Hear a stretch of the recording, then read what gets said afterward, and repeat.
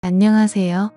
저는 서울 은평구에 살고 있는 38살의 주부입니다. 저는 남편이 출근을 하면 남편이 차를 타고 출발하는 것을 보고 2층으로 올라가 벨을 누르는데요. 벨을 누르면 문을 열고 나오는 분이 바로 제 시아버지세요. 결혼하고 나서 신혼 때부터 저희는 혼자 사는 시아버지와 윗집 아랫집으로 같이 살고 있어요. 저는 사실 제 시아버지와 사랑에 빠졌답니다. 제 시아버지는 오래전 제가 회사를 다닐 때 제가 짝사랑을 하던 선배였어요. 키도 훤칠하게 크고 워낙 성격이 좋아서 회사에서도 여직원들 사이에서 인기가 많았어요. 나이는 저보다 17살이 더 많으시지만 저는 제 마음을 잘 알아주고 제가 하는 행동들 하나하나 다 귀엽게 봐주시는 제 시아버지를 사랑하고 있습니다. 제가 문을 열고 집에 들어가 아버지가 드실 밥을 해드리면 아버지는 반찬을 만들고 있는 저에게 다가와 사랑한다고 말하며 살짝 입맞춤을 해주시는데요. 제가 정말 사랑하는 사람이 뽀뽀를 해주고 그럴 때면 사실 얼굴이 붉어질 정도로 기분이 너무 좋아서 반찬도 필요 이상으로 많이 하게 돼요. 뭔가 제가 예전부터 좋아했던 남자가 저에게 애정 표현을 해주는 것은 결혼한 남편이 저에게 해주는 애정 표현과는 조금 다른 것 같아요. 남편이 아침을 안 먹고 나가면 저는 그 반찬들을 통해 담아 시아버지네 집으로 가져가 같이 먹고 커피도 한잔하면서 둘만의 시간을 보내곤 해요. 남편은 저와 시아버지가 이렇게 지내는지는 모르고 있었어요. 시아버지가 제 직장 선배인 것도 모르고 저와 시아버지가 서로 사랑하는 사이라는 것도 전혀 모르고 있어요. 그래서 들키지 않게 조심해야 하는데 그게 너무 마음처럼 잘 되지는 않네요. 가끔 시아버지가 남편이 집에 있을 때 오셔서 같이 과일을 먹거나 차를 마시게 되면 혹시나 남편이 눈치를 챌까봐 두려웠어요. 남편의 집에 도착하는 시간은 항상 7시 반이어서 그때까지는 저와 아버지는 항상 붙어 있을 수 있었어요. 같이 영화도 보고 책도 읽고 차도 마시면서 즐거운 시간을 보내기도 하는데요. 가끔 시아버지는 저에게 입맞춤을 한다던가 그러면 얼굴을 붉히면서 시아버지의 가슴팍에 얼굴을 묻으며 손으로 탁하고 나무라기도 합니다. 보통의 시아버지와 며느리는 아주 어려운 관계라고 하던데 저희는 그 정반대에 해당이 되는 관계였어요. 사실 남편을 처음 만난 거는 공연장이었어요.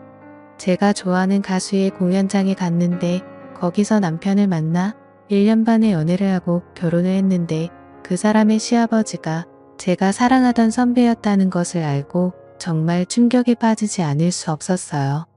처음에는 이런 말도 안 되는 일이다 라고 생각을 하고 그냥 시아버지로 생각을 해야지 했어요. 그런데 마음은 그게 안 되더라고요. 자꾸 남편이 출근을 하면 그 사이에 시아버지에게 가서 있고 싶었어요. 시아버지도 처음에 제가 며느리로 찾아왔을 때 정말 이건 있을 수 없는 일이라고 들킬까봐 조마조마했대요. 그런데 이렇게 아들이 출근을 하고 나서 아무도 없을 때 둘이 있게 되니 너무 좋아서 아무 생각도 안 난다고 해요. 정말 한 쌍의 연인처럼 그리고 남편보다 더 부부같이 생활을 해서 정말 시아버지가 제 남편이었으면 좋겠다고 생각을 할 때가 많아요. 그해 여름에 저와 시아버지는 결국 실수를 해버리고 말았어요. 제가 연애 때처럼 시아버지의 집에 가서 문을 열고 들어가서 시아버지가 드실 반찬을 만들어 냉장고에 넣고 혹시 시아버지가 깨셨는지 궁금해서 방으로 들어가 보았어요. 그런데 시아버지는 런닝 하나에 속옷만 입고 주무시고 계셨어요. 저는 그런 아버지를 사랑스러운 눈빛으로 바라보고 있었는데 그때 시아버지가 눈을 뜨고 저를 보는데 그만 저도 모르게 아버지에게 다가가 버렸어요. 그러자 시아버지도 제 속마음을 표출한 것에 호응을 해주셨고요. 그렇게 우리는 사고를 저질러 버렸어요. 저와 시아버지는 그때부터 남편 몰래 만남을 이어오고 있습니다.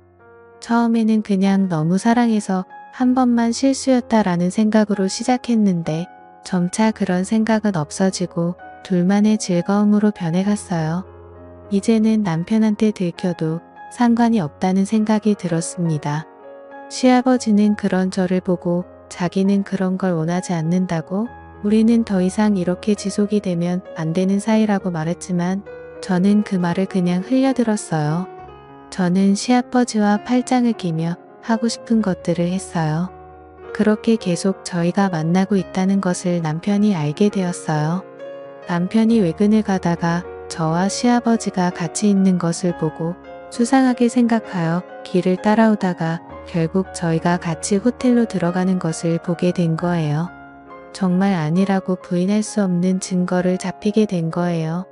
남편은 호텔에서 저와 아버지를 보고 저는 잘못했다고 무릎을 꿇고 울면서 빌었지만 남편은 받아주지 않았어요. 남편은 도련님과 아가씨에게도 이 사실을 모두 다 말해버렸고 저와 시아버지는 그때부터 지옥이 뭐지 알게 되었어요.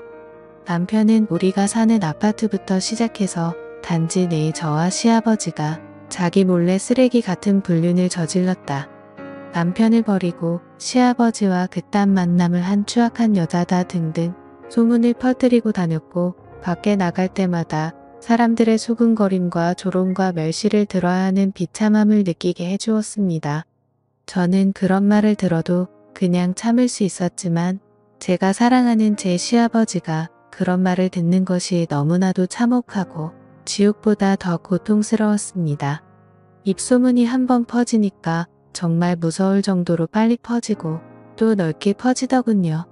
저희가 사는 아파트 단지뿐만이 아니라 그 옆에 있는 아파트 단지에도 이런 사실이 퍼지면서 어딜 가나 바람핀 여자라고 소문이 돌았어요.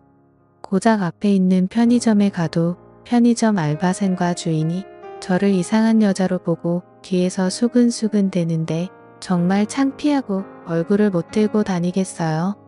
저는 남편에게 차라리 이혼을 해달라고 요구를 했습니다.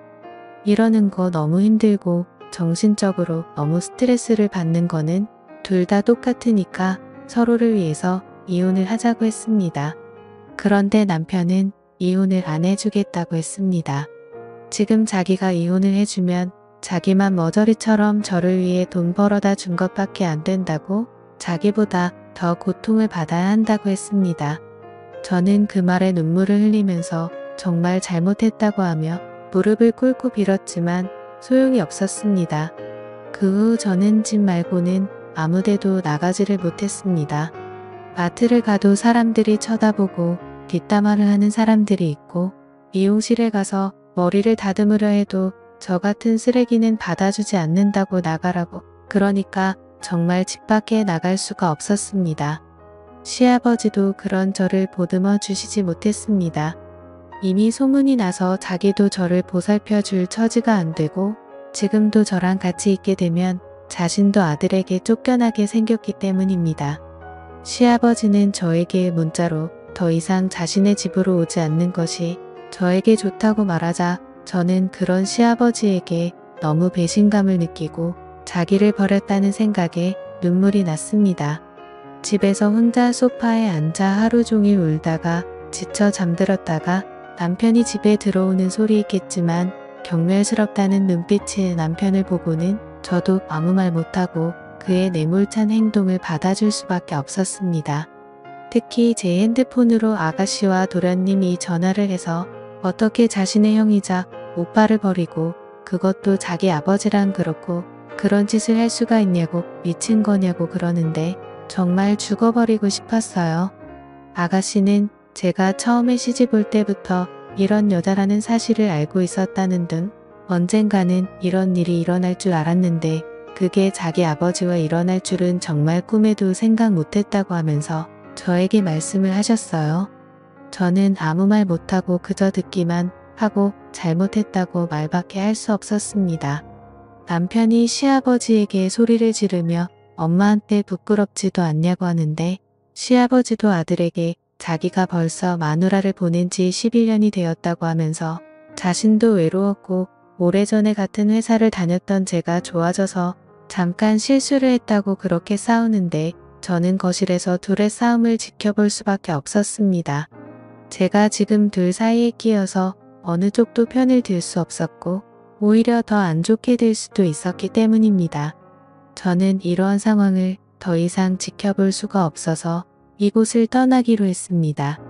남편은 이혼을 안 해주고 제가 바람핀 대가를 치르게 해주겠다고 했으나 저는 결국 그 대가를 다 받지 못하고 저 혼자 살겠다고 새벽에 남편이 자고 있는 사이에 집을 나와 예전에 친구와 살았던 곳이 혼으로 들어갔습니다.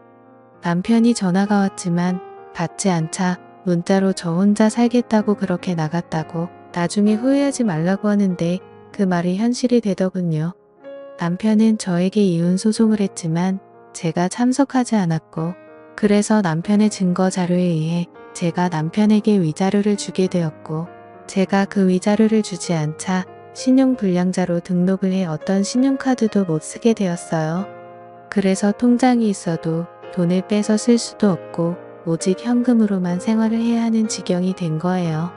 직장도 다니지 못하고 아무 일도 못하니까 돈도 못 벌고 먹을 것도 못 먹는 상황이 되니 제가 저지른 잘못이 얼마나 큰 잘못인지 알게 되더군요. 이 글을 읽으시는 분들은 저처럼 바람을 피지 마세요. 한번 잘못된 선택을 하는 순간 그 뒤부터 정말 힘들어집니다. 그러니까 사랑해서 결혼을 한 배우자와 평생을 같이 하시고 다른 그 어떤 이성에게도 마음을 주지 마세요. 오늘의 사연은 여기까지입니다. 오늘의 사연을 듣고 여러분들은 어떤 생각들을 하셨나요? 여러분들의 생각들을 자유롭게 댓글로 공유해 주시면 감사하겠습니다. 저는 더 재미있는 썰 이야기로 돌아올 것을 약속드리며 오늘 영상은 여기서 마무리하도록 하겠습니다. 오늘 영상도 시청해 주셔서 대단히 감사합니다.